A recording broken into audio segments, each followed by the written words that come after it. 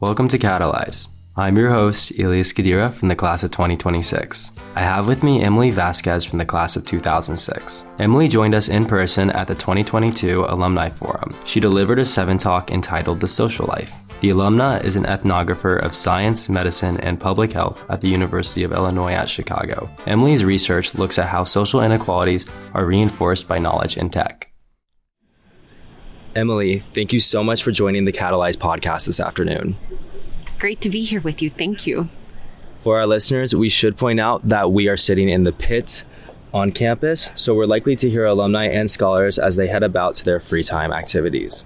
I'm sure fall in Chapel Hill is a bit different than in Chicago. How's it been returning to campus for the forum? Are you enjoying your stay? Oh my goodness, we got so lucky with the most beautiful weekend. I cannot believe this weather. It is the hardest time of year to travel because you don't know how to pack, right? Mm-hmm. And it's weird that days can be like a span of 30 degrees, so 70 degrees at the warmest and 40 degrees later on. But it's really special to be back here, and we're just blessed to have such a beautiful weekend. Totally. I'm psyched. I didn't expect to be this excited. I am in agreement with that. The weather has been remarkable. Emily, have you been able to reconnect with any of your former classmates?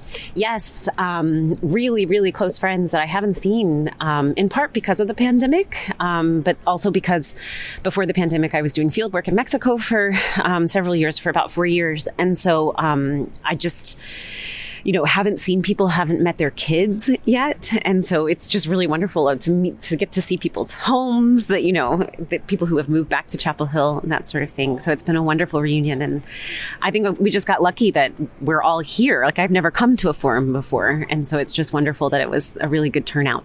I'm so glad you were able to reconnect with all of your friends and loved ones. I hope you were able to attend our food truck rodeo, which happened later in the evening. Were there any particular highlights from the night? Yes, the lobster rolls. I only recently started eating lobster rolls, and I'm so impressed by how I thought they would be heavy, and they're kind of light. It was a very good selection of options this last night. It was really fun, but it did get chilly. That it did, real quick. I enjoyed your 7-talk this morning as well, which you entitled The Social Life. I was particularly struck by your commentary on health being viewed as an individual responsibility by the government rather than the outcome of a larger system. What's one big takeaway that you hope the audience got out of your talk? That it's okay for health to be political, for people to engage, for people to take a stand in terms of the kind of society that they want to live in. We happen to live in a country where more money is spent here on healthcare than in all other developed countries, but we have some of the worst health outcomes. I think if you look at the graphs, we're 21st in terms of country performance on healthcare spending versus health outcomes. And so I don't think that we are on the right path. And I think something needs to change, and that will require voting. It will require mobilization. It will require people who are going into the field of medicine or health sciences to think about their work in a different way, right? That it is a bigger social project than just a job. Thanks so much for making that point, and I really hope that people attending the forum took away this message and are able to employ it in their futures. For reference, if any of our listeners weren't able to attend the forum, we live streamed all of the 7 talks this morning on our YouTube page, so we'll make sure to link Emily's in the episode description. Emily, you describe your research as examining how social inequalities are entangled with and reinforced through the production of medical technology. Broadly speaking, what do you mean by that? Yeah, I think the easiest way into understanding this is to give an example, and one that I've just been thinking a lot about lately is the politics around the deaf community and cochlear implants. So there's been just a lot of good books. There's a great book called True Biz that came out this year. A really wonderful movie if people saw Coda. I had an amazing deaf student who used a cochlear implant in my class. We've talked a lot about what it's like to be deaf with a cochlear implant and without. There is debate, there is controversy in the deaf community over whether or not using that technology, the ability to hear, it's a very imperfect technology, we should point out, is better, is desirable or not. There's so much richness in the deaf community in terms of communicating with sign language. It's a form of communication that people who don't speak sign language or American Sign Language, like, we just can't communicate in this way, right? And it's something really special in the way that, like, you have a special way that you communicate with your friends that makes that relationship so close. It is something that bonds people. And so often, this decision is made by parents. It could be made by doctors, but it's rarely made by a child who experiences deafness to have a cochlear implant. But it's a really permanent, kind of change in your life. And so here's what happens. In this situation, there's a possibility for a technology, right, that could enable hearing, that could make a person able to function in broader society the way that it is. But that disincentivizes really learning sign language. It disincentivizes the depth of those relationships, right, that somebody might experience by being in a community of people who share that.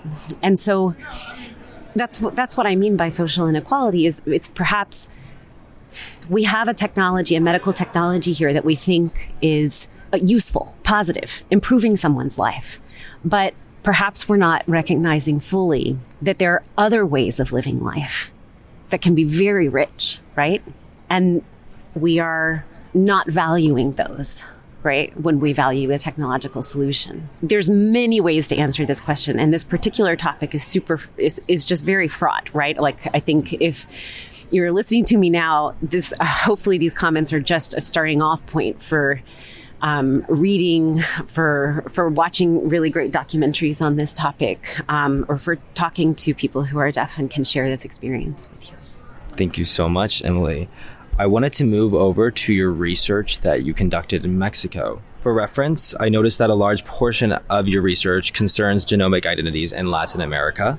For background, could you outline any differences between American political views leaning towards a socially salient ethnic identity versus traditionally Mexican ones? I was doing a master's in public health at Columbia, and so thinking a lot about how we study people in the United States, and that is definitely through the lens of the racial regime that dominates in the United States, which is really about discrete categories, Black versus white, very little recognition, especially in like formal statistics of mixture of people who, are an eclectic mix of all kinds of different people and places. I wanted to think about these issues as a sort of comparative. I wanted to go to Mexico and think about epidemiology, think about the categories that are used in medicine and public health under a different racial regime. The idea of Latino is a U.S. construct, born and developed and cultivated in the United States, bringing together heterogeneous communities. And so that there's another scale of understanding identity in terms of indigenous, in terms of mestizaje, in terms of whiteness and brownness in Mexico that our statistics, our science in the United States doesn't capture. But I was curious how Mexican epidemiologists were thinking about this. I planned to do this project, which was going to be my dissertation.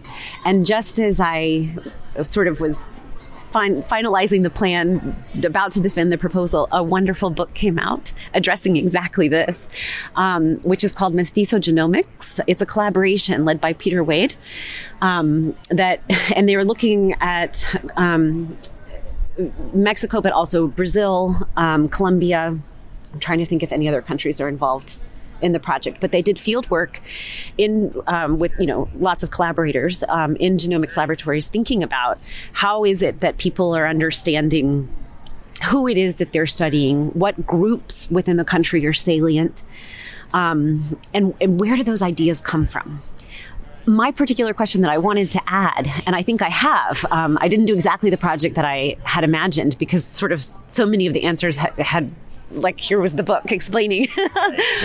But I was very interested in understanding science in each country, medicine in each country doesn't exist in isolation, right? How do epidemiologists who collaborate frequently between the United States and Mexico communicate across these different categories, different conceptions? This is also very relevant especially as medicine moves toward a reliance or an interest in big data. Pooling data from all over the world. Analyzing this data statistically requires categories, but what categories are to be used? Can we use similar categories when we're bringing together genomes, right, from the United States and from Brazil and from Mexico? How do we group?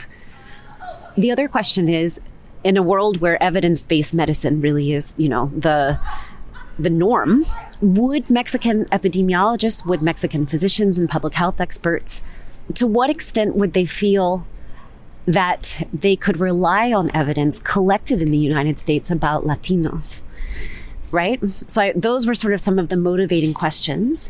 And what assumptions would it require on their behalf to make that leap? And I mean, just to sort of answer some of the questions that I'm posing, that leap is made a lot, more than I would expect. I think actually, even though very few people in Mexico and many other spaces throughout Latin America identify as Latino as you do, with an experience in the United States. In medicine, I think this is a particular arena where that kind of diffusion of the category is taking place. So like if you go to pharmaceutical conferences, evidence from Latino samples taken in the United States is leveraged to prove that a drug works or how it's going to work, right? And so I think this is language that's becoming, or a belief that's becoming more and more salient in the medical arena. I found the part where you started talking about the Latino or Latinx identity being such a U.S. construct. So what categories currently exist in Mexico for defining ethnicity? I mean, when we're looking at it from an American standpoint, we tend to be glossing over a lot of rich culture, and there's a lot of value in that. So how does the Mexican government go about, for example, identifying and classing those different identities, and how is this monitored? Yeah, so as I thought more about and wanted to learn more about this sort of epidemiology across borders, right? And understand how biomedical researchers deal with these differences. I did learn, quite a bit about Mexican epidemiology, and I think categories of rural and urban are actually a lot more important than like the way that in the United States epidemiology is organized primarily around race. That said, Mexico, like everywhere, is always changing, major flux. I think there is so much more recognition recently around Afro-Mexicanidad, like that there are people with African roots, and recognizing, capturing that in the census, capturing dimensions of discrimination that are related to that in health research. There is, even in the last just couple of years, a lot more recognition around this. And so I don't want to suggest that like the categories in Mexico are static or stable. I think they're changing and being rethought at the same time that ours are, right? As perhaps in the United States, we're trying to deal more with complicating gender. We're also thinking more about how to deal with mixed race status, for example, in the census and in epidemiology.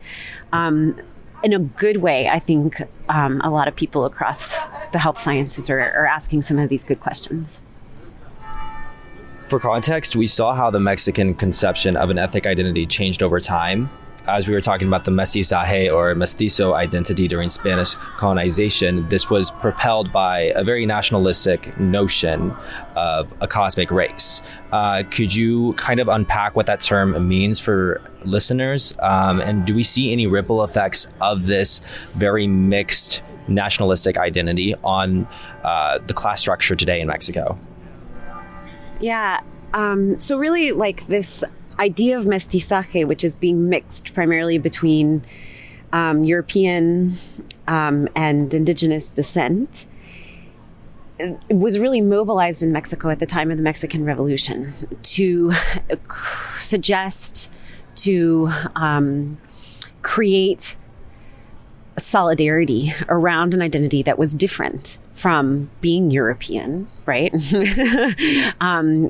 That in Vasconcelos's work on the cosmic race was unique and uniquely powerful, right? Something around which the kind of lore you build a nation, right?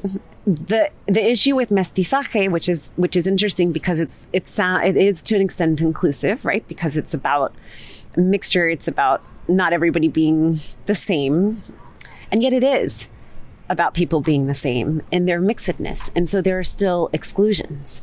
So when a country promotes mestizaje, as it has been historically promoted in Mexico, at the same time, you're othering the indigenous, right? And in Mexico's case, very much erasing, ignoring the presence of Afro-Mexicans.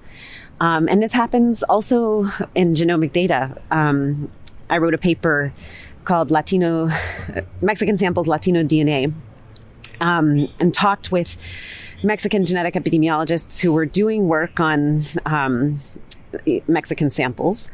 And when they found African ancestry, a lot of times those samples were removed as outliers because it created too much noise and complication in the kind of analyses that they were trying to do.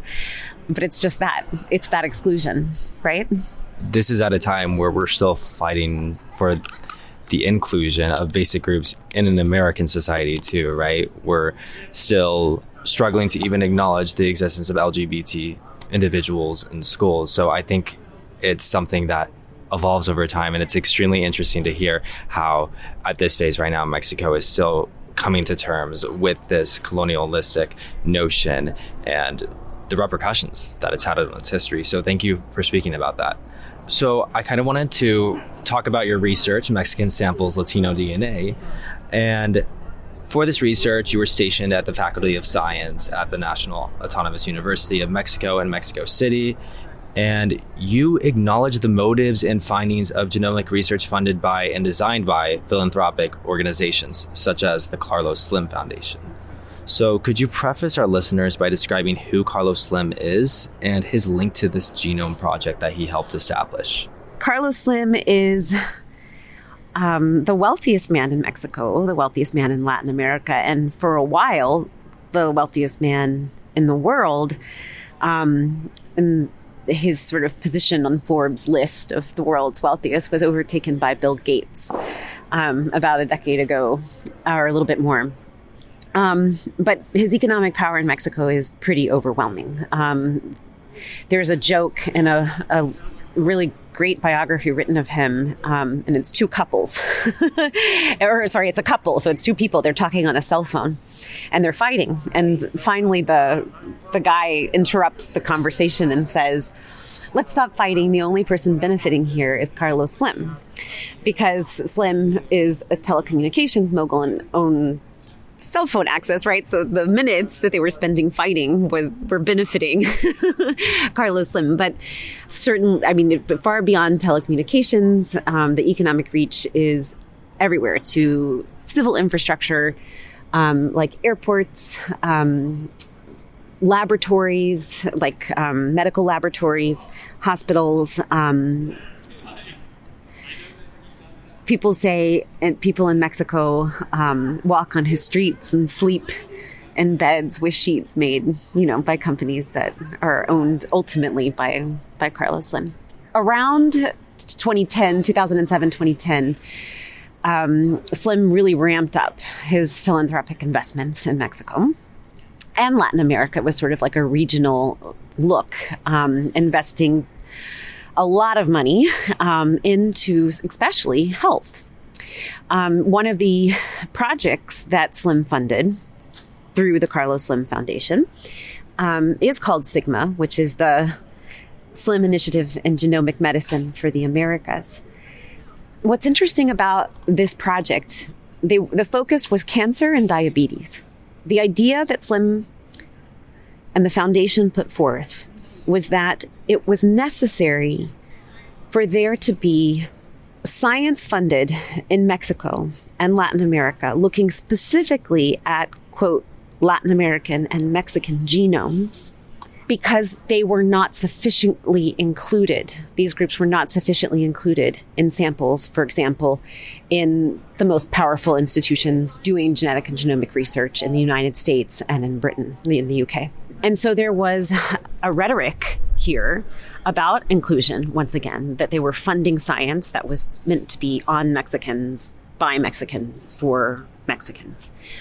But what's also very interesting about this particular project is that much of the work, sort of the core leader, is the institutional leader, was actually in the United States at the Broad, at Harvard and MIT.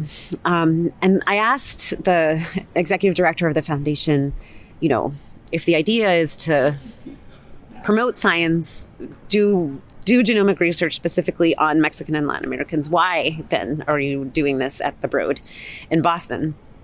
And the answer was, Mexico established a National Institute of Genomic Medicine, but the leaders in the world that are doing this at the speed that we want this done, the genetic analysis, but then being able to do something with that data, right? To translate their findings into technologies. And I can tell you more about the technologies that they've developed. They wanted to function on a different timeline. And I talk about this sometimes as entrepreneurial time, right? Like these sort of very nationalistic ideas that surrounded the investment. They're in competition also with these other values. Like how does this basic science analysis get translated into a product that then makes it to people's bedsides as quickly as possible? I think coming from a very entrepreneurial world, right? This is a particular vision or an approach to doing science that the Slim Foundation brought to this part. So what ended up happening, it wasn't just samples from Latin America. It wasn't just samples from Mexico that were used or continued to be used in the Sigma projects. They had a large influx of samples through a collaboration with a California research group.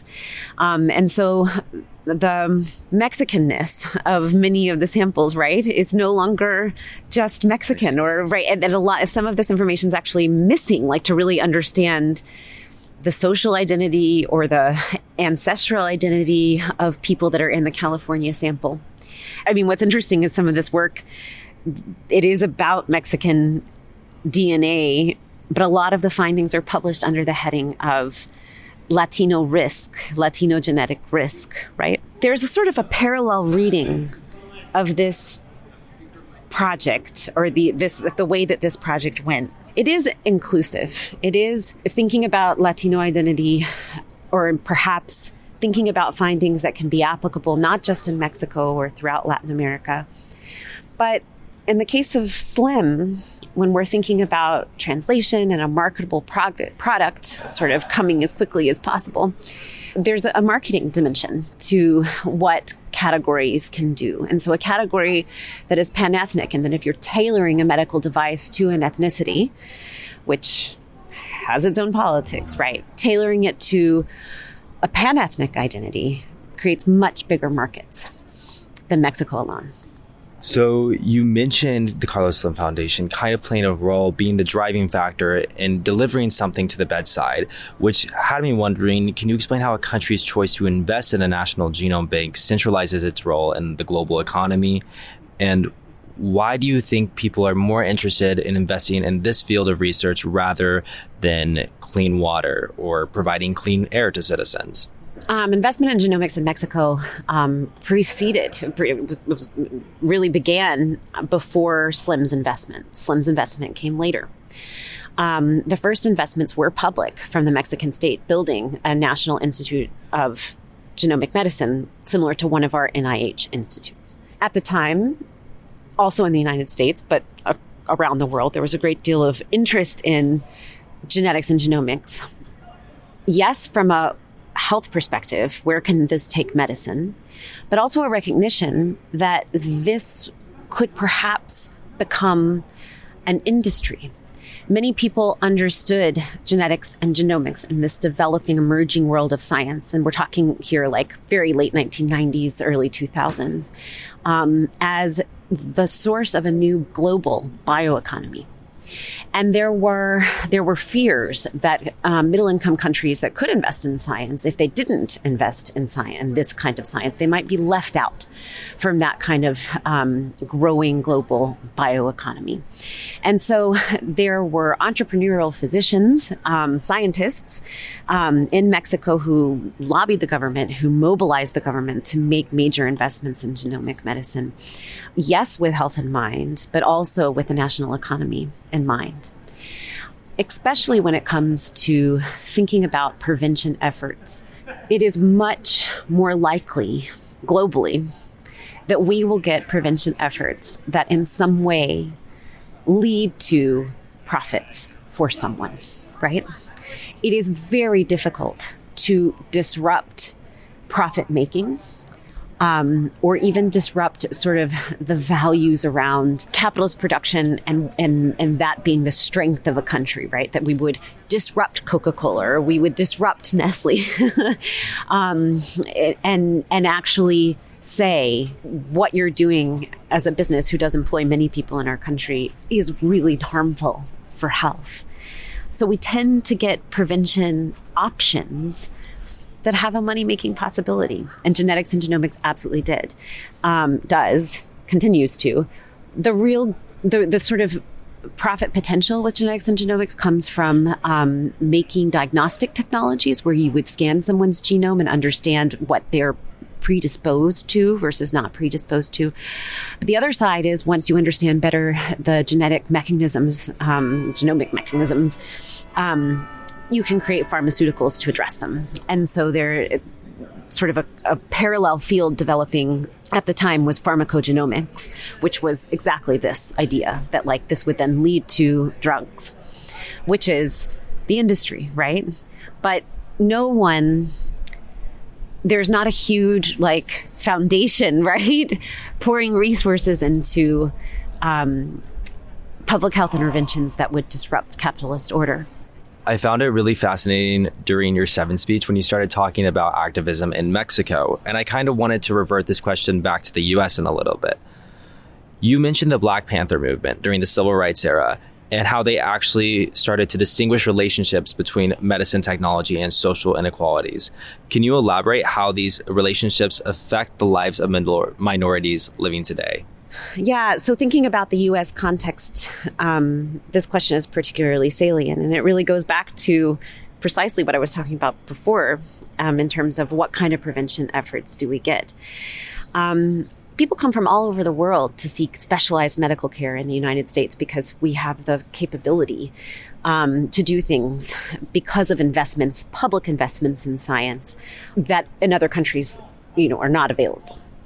So we've made a choice in this society to invest in technology, invest in specialization, invest in high cost treatments. We haven't put a lot of investment in using the evidence that we have about very basic public health interventions. What does this mean? People who have a lot of resources and have great access to healthcare can get some of the best care in the world available in this country. But in terms of our population and thinking about, outside of that 1%, the likelihood of being as healthy as somebody in another developed country, if you're in the United States, is much lower. And of course, in the United States, we know that resources map onto other social inequalities like race because of historical racism in this country. And so there's just a perpetuation, I think, unfortunately, rather than what the Black Panthers envisioned in terms of remaking healthcare in a way that would help to undo an inequality, right? That would prevent illness in poor Black communities, and therefore promote not only health, but economic well-being, generational wealth, for example. Those strategies were limited in terms of the Black Panthers' activism, in terms of them being scaled up. And so we're left with our our current situation, which is the one I explained before, with great potential if you have resources. Emily, thank you so much again for spending time with us, and I hope you enjoyed the rest of your time at the farm and in Chapel Hill. Thank you. This was so much fun.